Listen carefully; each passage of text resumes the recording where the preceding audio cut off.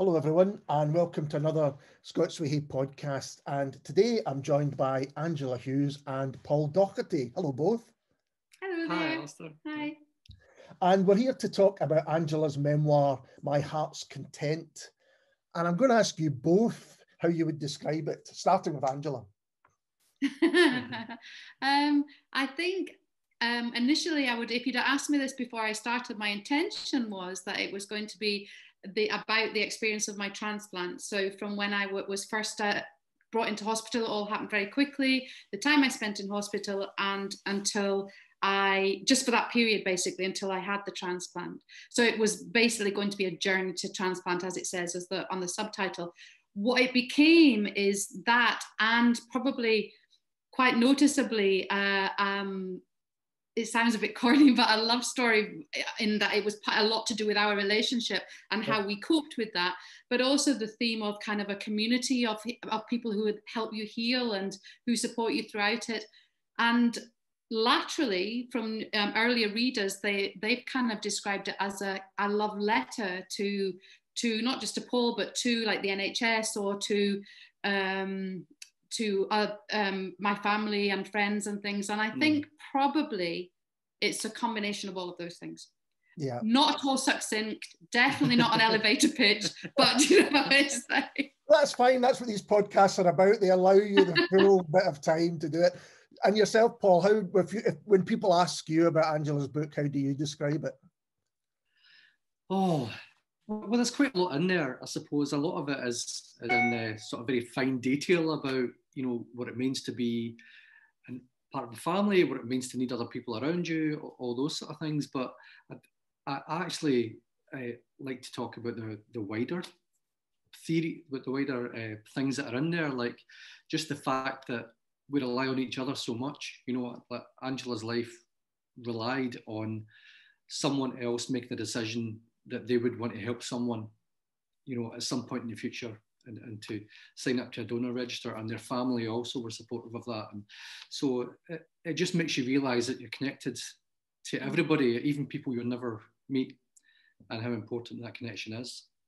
I mean, to say that you go through the whole, as a reader as well as someone who wrote it, the whole range of emotions, you know, I absolutely do. And things that perhaps you don't think about, like, you know, the guilt of involving other people and all sorts of things. There's a really, we'll talk about the feelings later on, but I want to talk about the structure of the book itself, because it's really interesting. It's kind of set because it covers 16 days. I think from the 9th of December to the 24th. But it's also quite fluid in places because you have kind of, not flashback, but memory of your childhood. You have other people. There's letters from Paul and from your family and from friends as well, which came in. So did you know that you were going to have such an inventive structure early on, or did that develop as you wrote it? That definitely developed as I wrote it. In fact, I would say, when it was probably once I got the structure, the whole thing kind of came together.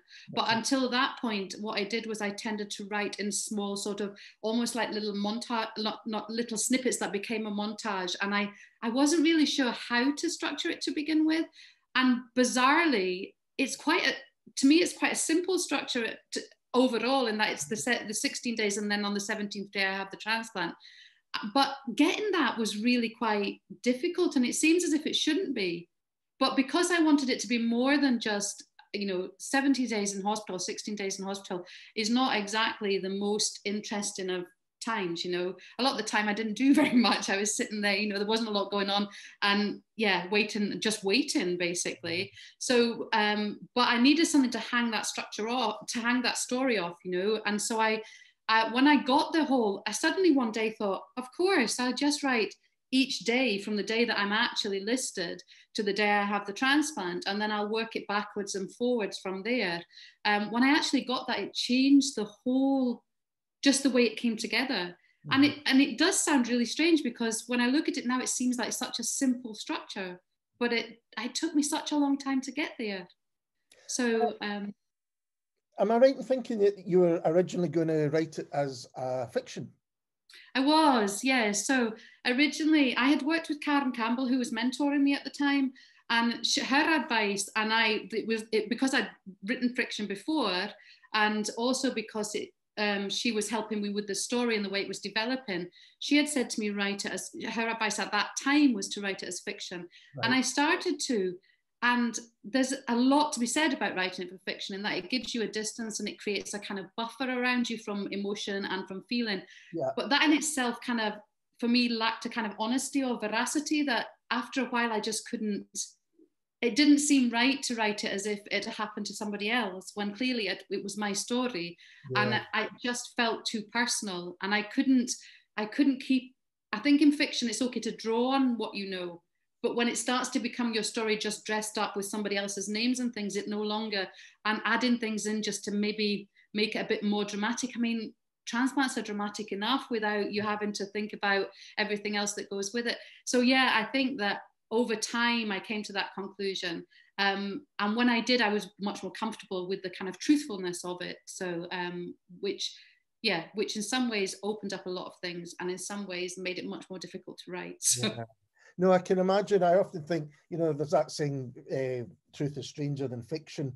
But with this, I guess you wouldn't want to tell the story and have people go, well, that would never happen. Whereas if you tell it like memory, well, do you know what? It did happen because I was there. So the letters and the input of other people, because the input, that's maybe not the right words, but the kind of roles that other people play while you're going through this journey is of hugely importance. It's, right at the center of it.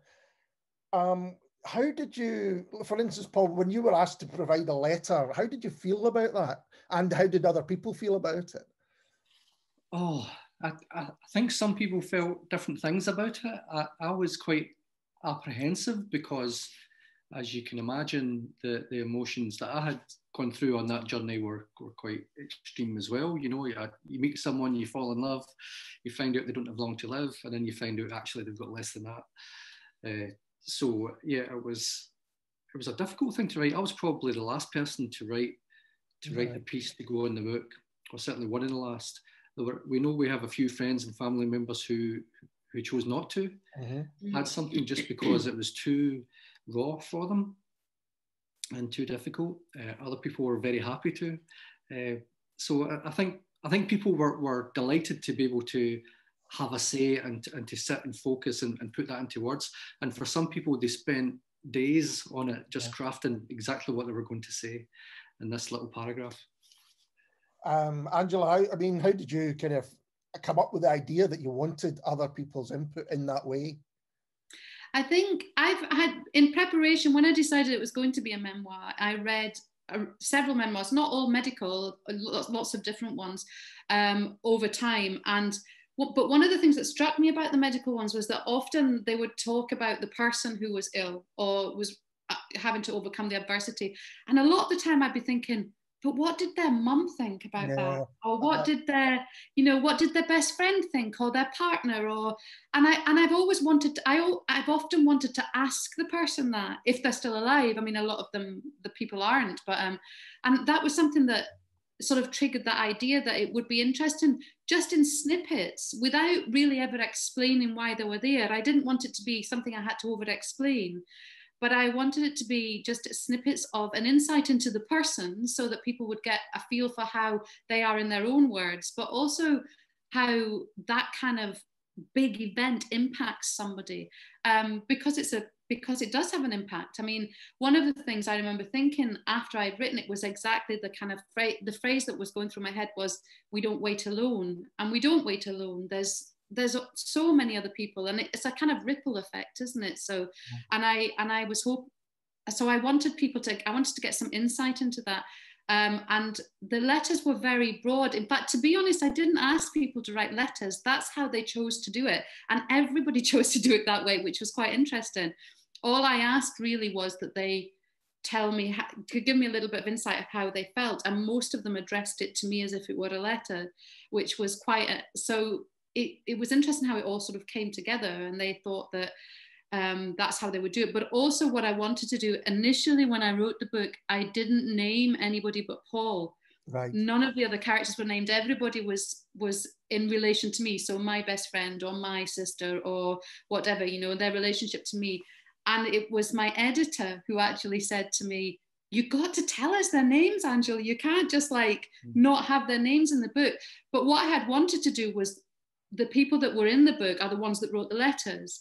So I wanted the reader to kind of work a bit and think, okay, so this person, from what they've written, is obviously this person in the book. But what I realized is that you can't make your readers, you can't make it difficult for them. There has to be a flow to it. And he was dead right, as he was with a lot of things actually, but he was particularly right about that, in that I can see it now that the names are in, that it makes more sense. You know, it's got an easier flow to it. Just in a kind of musicality of language, it just sounds better than my best friend or my friend from university or whatever, you know. So, so basically the ones that I chose to ask to input were people who had visited me pre-transplant in hospital.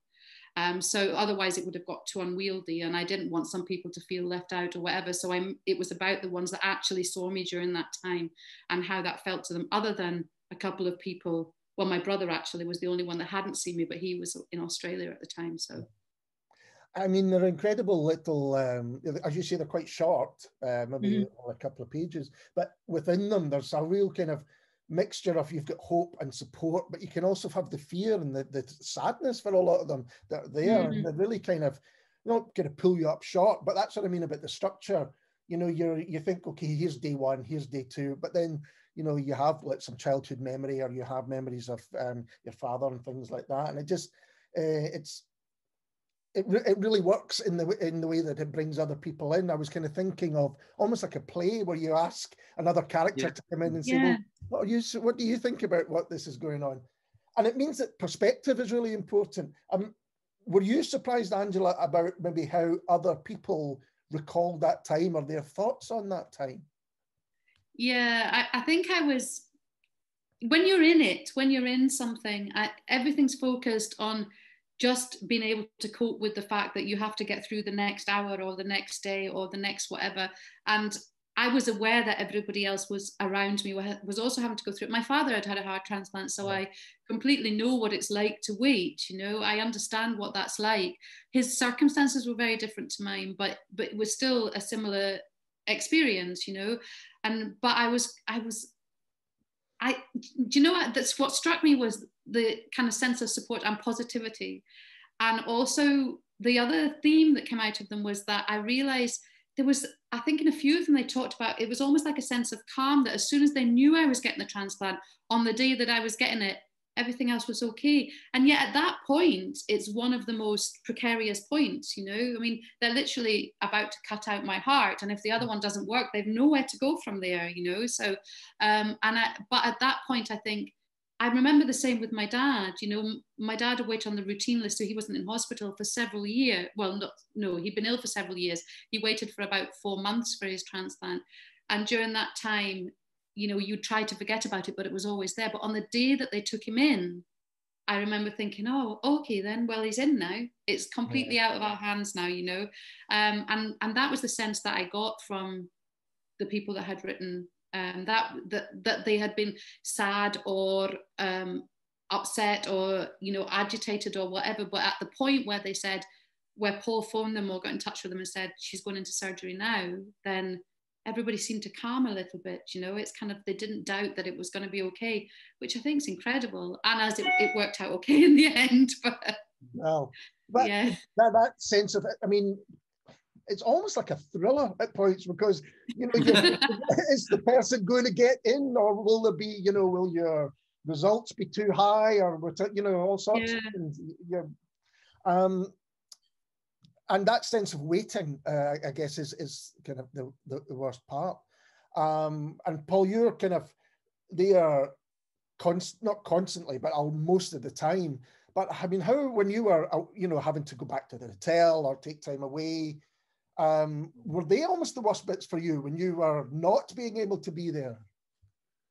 Oh, yes, actually, in some ways, because when I was there in the hospital ward with Angela, you know, she was the one facing this terrible situation. I know we both were, and other people were too, but I was almost like I had to perform in a way, you know. I had to be the one that was positive and saying, okay, next step is we'll get these levels down in your lungs, and then they can give you another medication, and then, you know, we'll just wait to see what happens with that. So I couldn't really be worried at those points, but then I had to go away from there and go and sit in a hotel for the next 12 hours, you know, with my guitar. Luckily I brought in with me, and that was more difficult because I was on my own for most of the time. Yeah. And it's the same with a lot of the medical, the doctors and nurses that, you know, are in the book. You almost give them roles. In fact, you even give your drip, the name Drip, and because it is your kind of constant companion at that time. When you were looking back on them, were they characteristics that stuck in your head, or like roles that you almost gave people? Was it as simple as that, or not quite? It probably, I mean, there were certain characters who were definite characters. So I talk about the different types of nurses, and there are definitely, for me, were different types of nurses, and they were very good at what they did. So some of them were the ones that would sit with you and stroke your hair and tell you it was going to be all right. There would be others that were just a bit clown-like, deliberately, you know, they would make you laugh, they'd do silly things. So they all had different roles to them in that respect. And I think that there were a couple, there was one, I can't remember what he was, a registrar, that's what he was, and he was hilarious. So whenever he was on rounds, there was always something going on that was going to be hilarious when he came round.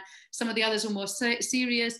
The surgeons always appeared not really to be in the room when they were in the room. They were kind of already somewhere else before they'd even started talking to you. In fact, my surgeon, sometimes you would speak to him and I could see him switch off.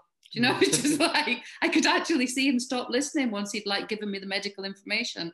So yeah, there were definite kind of types of people who were all extremely necessary, you know. So I mean, it was an incredible, it felt like a little like, so I've written a sort of offshoot story about it, about the actual transplant itself. And that kind of felt like, it does feel a bit like a performance, like you said about early. That's kind of how it felt.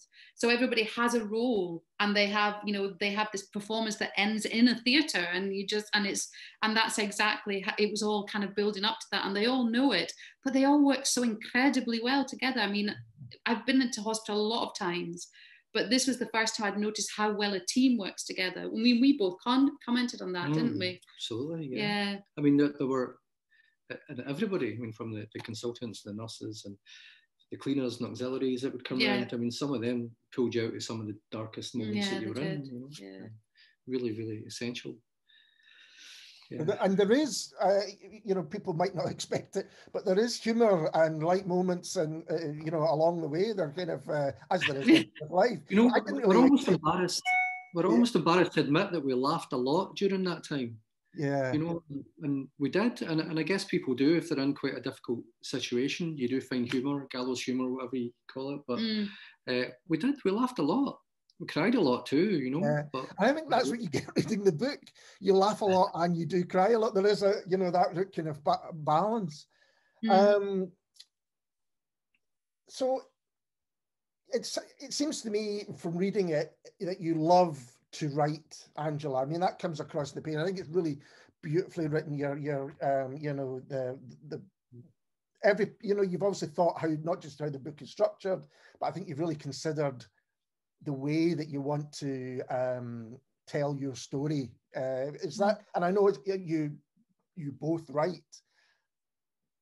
Is it something that you ever thought you would do to write memoir, or is it purely from this situation? It's purely from this situation. I always thought I would write fiction. I've always written fiction. I've written fiction since I was a kid. I've never written about myself. And it's kind of the description of this book for me is the book that I wrote because I had to, not because I wanted to at the time. It felt like a compulsion. It was never intended to be my first book. And I already had what I thought was my first book, which is fiction. And then this all happened to me, and I felt like I couldn't not write it. It feels more not just about getting the story out there for me, because it is something that was important for me, but it felt important because of the situation and because of the idea of transplant. And I realized, even though my dad had had a transplant, when it came down to it, I still didn't know an awful lot about it. You know, there's a lot that goes on around it. There's a lot that happens after it. And even though I probably know more than a lot of people because of my dad, I think it's something we don't know an awful lot about. You know, I mean, we kind of know that somebody's heart gets taken out and gets replaced by somebody else's, and that's the kind of what most people know about it, you know. And I remember being quite shocked about the fact that when my dad had his transplant, my mum talked about his medication afterwards, and I was saying, but he's got a new heart, why does he need medication now? You know, I don't understand why. And she said, because, you know, because of rejection, and so for the rest of his life he has to be on this. And it blew my mind. I just couldn't get my head around the fact that why couldn't they just take it out, put a new one in, and done, it's a done deal, you know. My dad's better. And so I did know a bit of that. And I think in some ways that made my experience more difficult, because that they did say that they said that sometimes they thought that perhaps some of the information I was or wasn't given, they had based too much on the fact that my dad had had a transplant. So they assumed more knowledge than I had, or they talked in a different tone, or. But you definitely did talk about responsibility to write this. Yeah, yeah. I did feel like there was some kind of responsibility to raise awareness and to share the story. And I think it's very healing to share stories. You know, I mean, I think it's an incredibly healing process, not just for me, but for other people. I think it's really important. I guess what I was thinking of was, as I say, you can tell that you love writing. Mm-hmm. But this is maybe a story that you didn't necessarily want to tell for kind of obvious reasons.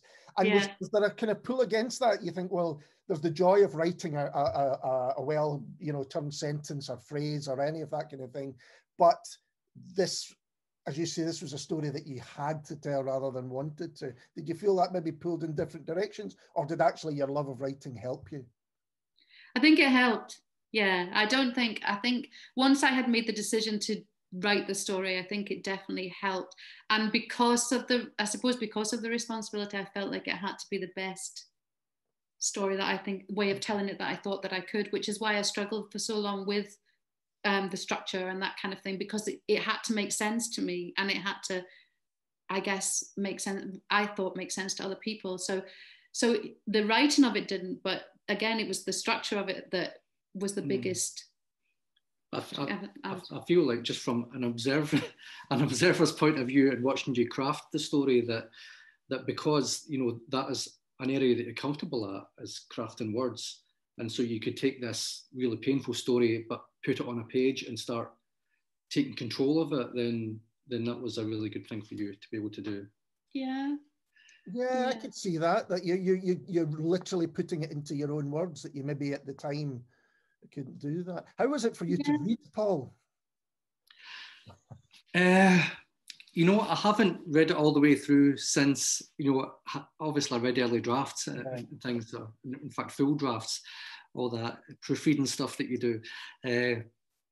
But yeah, since we've had it back from the printers, I've opened it and I've looked at it, and I found myself, you know, drawn into it, going, because the writing is so good, you know. And I'll read a sentence, and then next thing I know, I'm a few pages in. But then sometimes it will hit something that will just put me back in that space, and I've got to close the book and step away from it, because I guess it's still there, that you know, that feeling, the feeling of the before, when we were sitting waiting and not knowing if we had a future together or not. And so stepping back into that place isn't an easy thing for me to do. Sure, I can imagine. Yeah. But in actual fact, some of the most emotional things I've read in the book are the letters from other people that I read. There was one or two of those that absolutely set me off. So. Well, no, I can imagine, because the rest of the book, as you say, Angela, you're in control of what you write and how you write, and some of it's incredibly honest and detailed, you know, about what's happening to you. But I guess you're not in control of what other people write, and when that comes in, it is like, okay, this is a different voice. And, you know, which I found was fascinating. So you mentioned earlier on that a lot of people have said it's a love story, and I find it's a book, it's bursting with love. It absolutely is. You know, folk who caring, worried, and your relationship as well. Was that tough to write about, that aspect of it? Because it seemed to me that perhaps writing about the bad times in some ways might be kind of easier than the, you know, the good times, isn't what I mean, but you know what I mean, the more emotional side of things. Yeah, definitely. I would say absolutely it was harder for me to write about our relationship in any great sort of detail than it was about the story as a whole. And I did realize that it was a very important part of the story. And I also realized that, like I said to you before, because of my own curiosity when I'm reading stories, I was aware that people would want to know certain things that I wasn't necessarily comfortable sharing. But I realized that without certain things, it wouldn't be as honest. And so that's when I kind of drew on a different way of saying things. So I maybe tried to use less words to give a sense of something rather than having to implicitly say something. Because there were, obviously, our relationship's very personal, but when you choose to write, that's one of the things, that's the trade-off, isn't it? If it's going to have any sort of honesty and truthfulness, then you have to give some of that up. You have to know how much to give up. And I found that balance quite tricky at times. And I think that, that was a kind of less is more thing. And that I'd learned from other writers when I'd read different books and thought, this is, there's certain things that don't give any great detail, but give enough detail for people to understand what you're saying without you having to spell it out for them, basically. So yeah, that was kind of hard. And just the emotion, we went through a whole roller coaster, as you can imagine, of emotions, and some of it, like Paul said, was quite difficult to write, in the sense that some of it you want to let go of, but equally in the letting go of it, the writing of you helps. That writing of it helps you do that, but you still have to go through the writing of it in order to be able to let it go. And that was, it was quite a difficult part. So I don't know what it was like for you reading about it. So. Yeah, pretty much the same. I mean, it was really odd when we were both, sitting proofreading text and stuff, or you'd say to me, but do you think this sentence works, and we're analysing it just like we did in our creative writing class, where we're looking at this thing, but you're looking at it just as a work in progress rather than as something that you've actually lived through. It was quite odd. Yeah.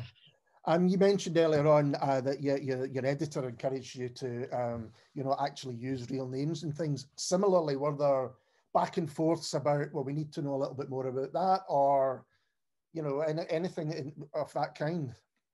Yeah. So the other thing, Ian Maloney was my editor. He's a Scottish writer as well, and so I don't know if you know him, but you've had him on the podcast a couple of times. Oh, have you? In fact, he was the last person I spoke to live because he was over to do I Write. Right. Yes. Yeah. He came round the flat, and then the pandemic kicked off, and that was it. So I think as an editor, he's very intuitive, and I completely trusted what he said, primarily because everything that he said to me, I would, sometimes I remember when we were doing our creative writing and they had said to us, there will be battles that you have to choose to fight with your editor, and some of them you'll let go and some of them you'll stick with. And so I was kind of prepared when I was working with Ian to have to kind of like argue about stuff. And every time he suggested something, I was thinking, all right, enough, yeah. And so he said things like, you mentioned your dad, we need to know a little bit more, because it's quite a big deal that he's already had a transplant. And I had only mentioned it once, and he said, it doesn't have to be big, but I need you to mention it another couple of times, just bring it into the story a couple of times, so which I did. The other thing he'd said to me, he said, your brother has been diagnosed with the same condition, you need to sort of say a little bit about that. Now, my brother deals with it very differently. He's a very private person. He doesn't want to talk about it, and that's completely fine. Mm-hmm. And so I'd said that to Ian, and Ian said, I don't want you to give me details. You don't have to tell me any of that, but just kind of weave it in a little bit so that to make that apparent, without it being. And so I did. And these things and the name thing, those were the ones in particular that I remember. And he was right about that. And the other thing, it was things like he said to me, he said, Angela, you need to say right up front which band your husband used to play for, because unless it's U2, you can't leave it till the end to reveal it. I was like, okay, well, it was never going to be U2 anyway, but no. But so little things like that. And I have to say, I don't recall any point where I disagreed with him. And it was a very gentle edit. We didn't change a lot of things, but what he did, everything he did added to the way it was done. It made the story a better story. It was, I mean, for a first time book with a first time editor, it was a dream. He was a dream to work with. It was just kind of, he was just very good at what he does, you know. Yeah, so. no, absolutely. I think that's often the role of the editor, is to read the book afresh and have the questions that a reader would have, which sometimes the writer assumes the knowledge, not assumes knowledge, but just thinks, well, yeah, I know that. You know, why I didn't even think that other people might even be interested in it, I think sometimes. Yeah. Another aspect I found which was interesting is that it's a real page turner, which is unusual when you know the ending. In a sense, you know, it's there's a pace to it which I find really interesting, because as you say, a lot of it is, you know, anyone that spent any time in hospital, it is a lot of kind of waiting around and things, but it's also a very surreal time. You know, I think at one point you kind of allude to the kind of looking upon nurse as a kind of otherly creature, and I've had that when I've spent a little bit of time in hospital. You kind of well, you're on drugs for a start, so well, yeah. you know, so things. I was kind of remembering that time. Was it difficult, or did it come quite naturally? Do you mean overall the time? Yeah, overall time in hospital. Yeah. Memory is something we've spoken about a lot to do with the writing. Yeah. I have bizarrely one of those memories that remembers details anyway. I just have one of those memories. So I tend to remember unusual details. Things like I remembered the anaesthetist's shiny shoes when he put my PICC line in. And there was like little things that I remember quite specifically, and which I suppose as a writer you get trained to like pay attention to. I had made some notes. A lot of them didn't make any sense, and most of those were just for me. Wasn't sure what I would do with them at the time, but I realized that there were some things I should write down. But my writing was so appalling at the time because I was shaking so much that a lot of it I couldn't even read. But I also, the other thing was I went back. When you in your first year, you have to go back on a regular basis to clinic for biopsies and all that kind of thing. And of course, you talk to different people constantly, and that's really good for triggering memories, in that you're telling your story all the time to all the people, because everybody says to you when you go into clinic, oh, when did you get yours done? You know, how long? And it becomes, you trade stories, that's what you do. And I suppose that kind of then imprints the story in your head. So I usually remember things by talking about them. And I think that because I had the chance over that first year to talk to lots of people about them, because everybody wanted to know, that after a while it becomes quite obvious. And also I was seeing the same people, and I was going back to the same hospital, even though it wasn't the same wards. I was getting the same smells and the same sounds. And so all of these things were kind of reinforced over the first year, which actually made the telling of it wasn't just that I'd gone into hospital, I'd gone home and I'd never gone back in again. So I suspect from that point it's probably a wee bit easier than if maybe somebody had a traumatic thing and then they hadn't been going backwards and forwards constantly afterwards, you know. So yeah, so you take on board things that kind of, because there's lots of lovely detail in there, like the food, for instance, and now perhaps yes, the best. I know there's the bit with cows that are through the window and they're stuck in the flooded parts and things like that. I just think, how you know, you would think the mind would be just preoccupied with what's going to happen, but actually that's maybe a defense mechanism, that you do notice all the little things that take your mind off it.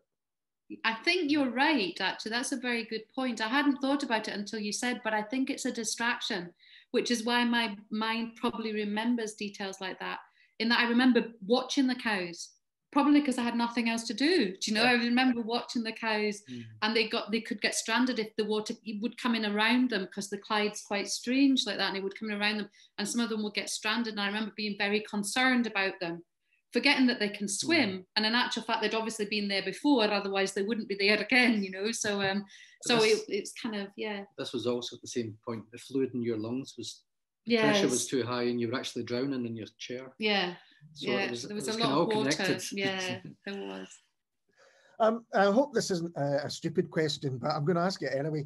Do you, to both of you actually, do you feel changed by the experience? I guess what I mean by that is, you know, sometimes you go through something traumatic and you think, right, I'm going to change this and I'm going to be a completely different person. And often it doesn't happen. But how do you feel after not just the operation, but writing the book as well? Yeah, I definitely do. I think we were changed. We've talked about this a bit in the sense that I've always been a fairly optimistic kind of like glass half full kind of person, and I have been most of my life, despite, you know, having problems throughout my life with depression. I'm a really optimistic person. But what I think it did for me is that it made me much more appreciative of. It's very cliched, and I don't mean it. There was no brilliant light, and there was no Damascene conversion or anything. But I do, even both of us now, you know, we don't bother about the smaller things anymore, you know. And I know a lot of people say that, and it's not even conscious, but you stop. You still worry about the same things, but not to the same degree, because it feels like, well, you know, you've been through all of this. Little things don't seem to bother you anymore. And the writing, I found, probably not at the time, but looking back on it now, and especially now that it's out there, I found now it's finished and printed, it's much more, I feel quite as if it was quite a cathartic process. Yeah. At the time it was quite emotional, but now it feels quite calm. But I do think I needed to get it printed and there in a book. Yeah. Despite what happened to it afterwards, it had to be there so that I knew that it was down. And so somehow that could be it. It's kind of like, it's not that I'll never talk of it again or anything. And possibly I'll still write, not about that particular part of it, but, you know, the experience in general, but more that it was just good to let it all go in the end. And it is quite a cathartic process, I think. So What about you? Oh, yeah, definitely changed. I mean, for one thing, you know, we had to say our goodbyes, and then we didn't. So then we could plan a future, and you know, it's a clean slate. It's like, this is from the day we got out of that hospital. That was a day that we were never going to have, you know, and the next day and the next day, and so it changes your perspective on things, and you're not thinking, you know, work becomes less important. It's in its place. You still work, but you know, it's not like the be all and end all. And the idea of, you know, downsizing or working less and all that, just to have more time to do the things that really matter. And by that, I don't mean going out and changing the world, although that would be great. But you know, going for a walk and going for a cycle, you know, looking at the trees, whatever, all that sort of stuff. Being with friends, just ordinary things. And I think I think that was the gift that we got, was the gift of just ordinary days and ordinary things, ordinary events that were taken away from us, or we thought were going to be. The thing, I mean, when we first got together, I could barely walk anyway. My breathing was really bad, and it got progressively worse to the point where I wouldn't have been able to walk the length of our living room. And we had never been able to just go out for a walk. And all the time we had been together, we just didn't have that as an option.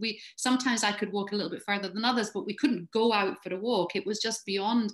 So the first time that we actually, I mean, it's a long recovery, but as I got progressively better, the delight of just being able to say, shall we go out for a walk?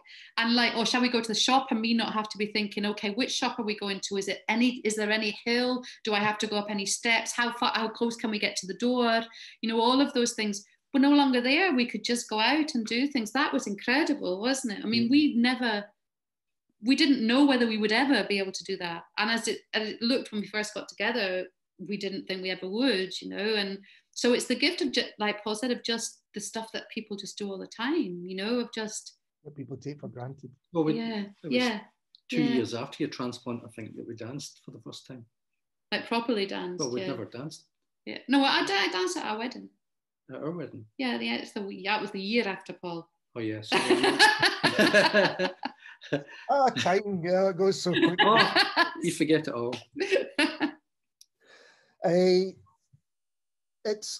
It seems to me about with your love of writing that you're not going to stop writing. I'm presuming that, you know, you said you've been writing since you were small. So are you thinking about what you might write next, or is it too early for that with this book just coming out? No, I think I think because where I ended that book was at the, without giving any spoilers, I mean, it was basically about the time up to the transplant, you know, and so I think there's an element of, in the 2 years and since that it took for me to recover, there was a lot of a kind of feeling of my life being in transition, but at the same time, other people that I know, their life being in transition because of our age and because of just the stage that people are at in life and stuff. And I think that I probably will write the follow-up, not a follow-up, but, you know, the kind of extension of that, just because it feels incomplete without it. And then I think going on further, because now I get to plan for a future that I never thought I would have, but further from that, I think I'll revert to fiction. I think I have one more non-creative non-fiction, in fact maybe a fiction non-fiction crossover. I'm quite fascinated by that whole, you know, weaving in elements that perhaps just make it a little bit more something, and then to sort of transition into fiction. So I think that I'm sort of working on something along those lines at the moment. But as with the other one, it's kind of all over the place at the moment. I'm hoping for that moment when it all falls into place again. And yeah, so we'll see. Just listen to you talk about that and about the idea of changes and the future. It does seem that the book itself, the kind of fear or anxiety that's in it is not so much for what's about to happen to you right there and now, but about the possibilities that might be taken away from the future, I guess. Yeah. And well, that's why it's so lovely to be able to chat to you both and about it. Prove that it's worked. Listen, thanks very much for talking to me today. I really appreciate it.